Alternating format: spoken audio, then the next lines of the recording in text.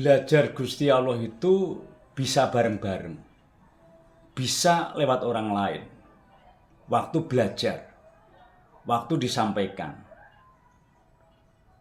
Namun setelah tidak belajar, setelah nyampe sendiri, awalnya disampaikan dari guru kita, guru pendamping, guru pembimbing atau guru mursyid, disampaikan lewat orang lain.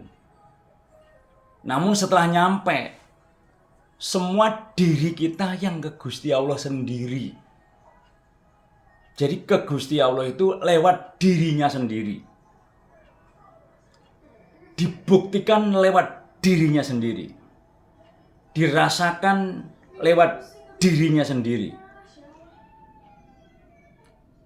Diyakini lewat dirinya sendiri. Dikenali lewat dirinya sendiri. Dinyatakan lewat dirinya sendiri. Jadi tidak bisa nitip orang lain.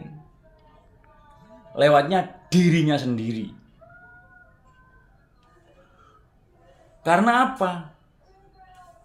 Karena memang Gusti Allah itu bisa difahami dengan hati dan pikiran yang bening, yang belajar bersih, yang tidak ada penutupnya, tidak ada yang nutupin. Makanya lewat dirinya sendiri. Kalau tidak percaya silakan cek. Tapi saya tidak perlu meyakinkan orang lain, karena ini masing-masing. Waktu ke Gusti Allah itu semua buka, bukan nutup. Tangannya buka, ya Allah. Lisannya buka, ya Allah. Kalau lisannya itu nggak bunyi, ya Allah. Pikirannya buka, ya Allah. Matanya terpejam, bagus. Karena untuk menghidupkan hati, untuk membuka hati. Orang itu kalau tidak bisa khusyuk, mata dohirnya ditutup, mata batinnya dibuka. Pikirannya buka, ya Allah. Hatinya buka, ya Allah. Dari ujung rambut sampai ujung kaki semua buka, ya Allah. Nyampe ke Allah. Karena Gusti Allah itu sudah bersama kita. Sudah dekat dengan kita. Lebih dekat daripada urat leher. Hanya saja kitanya yang perlu sadar dan menyadari. Nah, sadar itu di pikiran kita, tidak lagi tidur. Menyadari itu hati kita, menyadari dilihat Gusti Allah, didengar Gusti Allah, menyadari ada utusan Allah dalam hati kita, namanya Nur Muhammad, yang wasilahnya yang contohnya Kanjeng Nabi Muhammad SAW bin Abdullah. Sadar menyadari, kalau disatukan namanya kesadaran. Karena kesadaran ini dilarikan ke Gusti Allah, namanya puncak kesadaran. Maka setiap detik dan waktu ingat Allah 24 jam. Yang paling penting itu.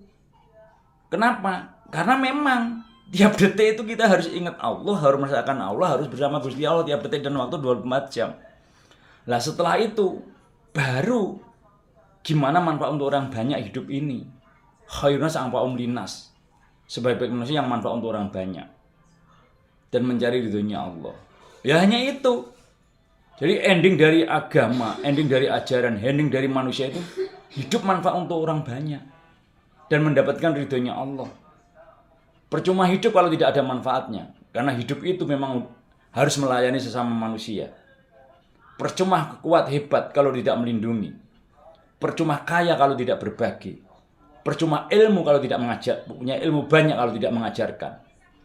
Ibaratnya orang yang kaya raya, pinternya sundul langit. Hidup sendiri di atas gunung. Apa artinya itu? Tidak ada artinya. Ia akan turun gunung, mencari teman, mencari sahabat, mencari saudara. Karena manusia itu makhluk sosial. Perlu sosialisasi dengan manusia yang lain. Maka dengan sosialisasi dengan manusia yang lain inilah patokannya Indonesia itu keren banget. 4 pilar kebangsaan. Pancasila, Undang-Undang Dasar 1945, NKRI, dan Bhinneka Tunggal Ika. Kalau semua praktek itu Indonesia damai sejahtera. Yang membuat geger, keruh, kesah, yang membuat kisruh, yang membuat gaduh di negeri ini karena ada kepentingan politik dan golongan yang mengatasnamakan politik, kepentingan agama untuk dirinya dan golongannya. Itu yang bikin gaduh di negeri ini. Kalau orang sudah menemukan perdamaian, sudah menemukan ajaran ketuhanan, dia sudah menemukan damai. Setelah ia damai dengan dirinya, ia akan damai dengan keluarga, damai sesama, damai se-Indonesia. Seperti lagu Indonesia itu. Bangunlah jiwanya, bangunlah badannya, bangunlah Indonesia Raya. Membangun dari jiwa. Jadi konsep negeri ini, dasar negara kita udah bagus banget. Indonesia itu. Tinggal praktek masing-masing. Makanya jangan mau dibohongi. Kalau orang sudah pikiran dan hatinya sudah ketuhanan, udah asik bersama Tuhan, ia tidak mudah dibohongin orang. Orang itu kalau pikiran dan hatinya sudah ketuhanan, ia tidak mudah dibohongin orang. Karena semuanya intinya sama, yang beda hanya kulitnya. Agamanya ada 6 di Indonesia, ada Islam, Kristen, Hindu, Buddha, Konghucu, Katolik. Ditambah ratusan aliran kepercayaan, Kejawen, Kapitayan, Sunda Wiwitan, Penghayat, dan seterusnya. Beda semuanya. Cara ibadahnya beda, cara nyebutnya beda, cara spiritualnya beda. Namun tujuannya sama, ketuhanan yang Maha Esa, yang Maha Tunggal, yang Maha Sampurna, yang Maha segalanya. Dan berbuat baik terhadap seluruh makhluk hidup sesama ciptaan. Itulah tujuan ending dari ajaran dan agama. Kalau belum nyampe ke situ, belum dikatakan khairnas anfa'um linnas, sebaik-baik manusia yang manfaat untuk orang banyak. Kalau belum sampai ke situ, Gusti Allah belum ridho. Karena ridhonya Allah itu setelah ia kepada hambanya tidak masalah dengan hambanya. Siapa yang menolong hamba Allah, ia ditolong Allah. Siapa yang membantu hamba Allah, ia dibantu Allah. Siapa yang menata kehidupan hamba Allah, ia dibantu Gusti Allah. Jadi permasalahannya itu, masing-masing manusia itu kadang karena melihat keluar dirinya, tidak pandai melihat ke dalam dirinya. Maka hakikat itu sejatinya melihat ke dalam diri.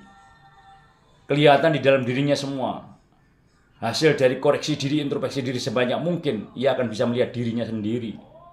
Orang itu kalau nggak pandai introspeksi diri, koreksi diri, ia tidak akan pandai menilai dirinya. Ia pandainya menilai orang aja. Karena ia pikiran dan hatinya menghadap keluar. Oke, umur 1-30 tahun, pikiran hati itu ngadepnya keluar. Mencari di luar, sampai mentok. Setelah mentok umur sampai 30 tahun, mencari di luar dirinya, pikirannya nyari di luar, hatinya nyari di luar.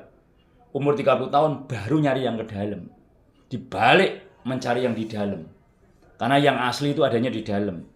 Yang di luar itu bungkus, kerdus, botol, kulit. Yang asli adanya di dalam. Untuk memahami, mengerti, mengenali, merasakan tentang ketuhanan itu pakainya yang di dalam. Pakainya hati yang belajar bersih dan jernih.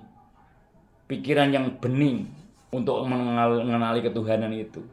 Nah, syaratnya memang itu. Diulang-ulang ya begitu terus. Kenapa? Karena memang harus diulang-ulang tiap detik itu ya harus lisannya ya Allah, ya Allah, pikirannya ya Allah, ya Allah, hatinya ya Allah, ya Allah. Tiap detik dan waktu. 24 jam itu tuntutannya yang seharusnya ya 24 jam sadar menyadari bersama Gusti Allah. Karena yang paling indah itu hidup bersama Gusti Allah. Bersama Pak RT udah seneng, apalagi bersama Pak RW. Bersama Pak RW udah seneng, apalagi bersama Pak Lurah. Pak Lurah bersama Pak Lurah bangga seneng. Apalagi bersama Pak Camat. Bersama Pak Camat senang, bro. Bersama Pak Bupati lebih senang lagi.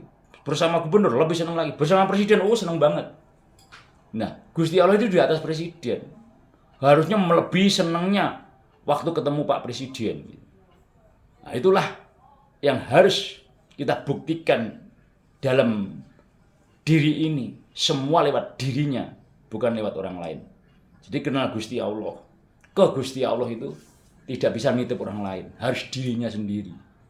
Nah, yang lain tadi, orang lain tadi menyampaikan agar kita sampai ke Allah. Setelah sampai ke Allah ya diri kita sendiri yang ke Gusti Allah. Renungkan dan buktikanlah itu. Rahayu.